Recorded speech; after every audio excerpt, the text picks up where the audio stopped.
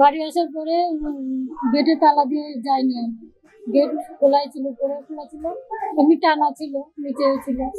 বাড়ি যখন এই পর্যন্ত চলে এসে ছেলে ব্যাগটা রাখলো, দিয়ে দেখলো ওই পাশ থেকে একটা ছেলে বেরিয়ে আসলো। আমি বলছি কে তুমি? দিয়ে বলছে আপনার সাথে কথা হচ্ছে। বলছি কি কথা, আগে বাইরে যাও তারপরে কথা হবে। যেই বলেছি আর পিছনে হাতটা বের করে আমাকে ফায়ার করলো, কিন্তু গুলি হয়তো ছিল না।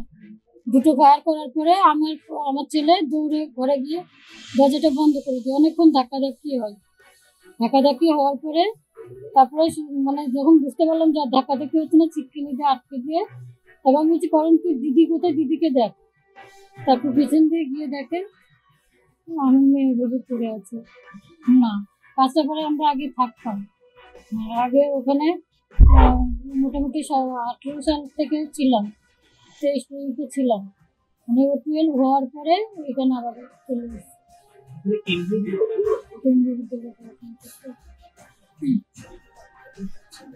না, আমি দেখেছি বলে মনে হচ্ছে না।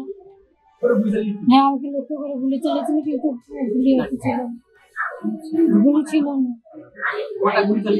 আমার উপরে দুটো চালিয়েছিল, দুবার ফায়ার করেছে। মেয়েটার এখন দেখা যাচ্ছে তো ঘরের মধ্যে দুটো গুলি পড়েছিল। নমস্কার বন্ধুরা, আমার নাম ধ্রুবজ্যোতি সরকার। কৃষ্ণনগরের শুট আউট, গুলিতে খুন প্রথম বর্ষের ছাত্রী। দোতলায় ঢুকে গুলি চালালো অভিযুক্ত যুবক দেবরাজ সিং। পুলিশ সূত্রে খবর, অভিযুক্ত ও কলেজ ছাত্রী দুজনই পরস্পরকে চিনতেন।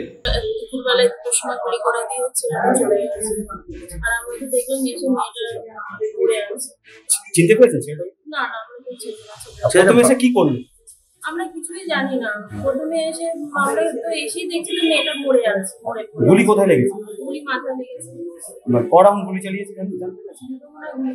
তারপর কি ছেলেটা বেরিয়ে গেছে? হ্যাঁ, ছেলেটা বেরিয়ে গেছে। ছেলেটা বাড়ি কোথায় যেতে জানতে পেরেছেন? ছেলেটা বাড়ি কাঁচরাপাড়া। কিভাবে পরিচয়, সম্পর্ক ছিল কি? না, আমরা এসব কিছুই জানি না এসব ব্যাপারে। আমরা মেয়েটা কারোর সাথে মিশতো না, তো বাড়িতে থাকতো, নিজের মতন করে পড়াশোনা করতো, কম্পিউটার। কোন শ্রেণীর ছাত্রী? কলেজে ভর্তি হতো? হ্যাঁ, কলেজে ভর্তি।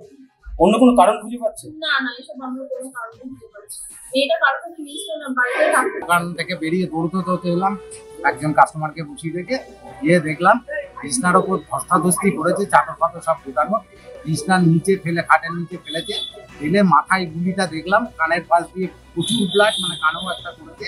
করার পর আমি ওই দেখে আমার হাত পা কাঁপছিল, আমার একটু টেনশন আছে, কারণ আমার ছেলেটা 2 বছর মারা গেছে ডেঙ্গুয়ে, ওই জন্য আমি আর দেখতে পাইনি। আমি মা কি তখন ছিলেন বাড়িতে? না, আমার মা সিটি দিয়ে উঠছিল, বলে যে বেশি কথা বলবে না, গুলি করবো।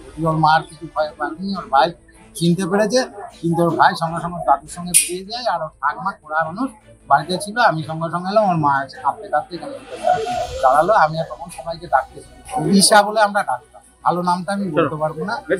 ঈশা মল্লিক এটুকুই জানি। ও ইংলিশ গাড়িও করতো, কাঁচরাপাড়ায় থাকতো, দীর্ঘ 1 বছর হলো এখানে এসছে, চেষ্টা করছে বা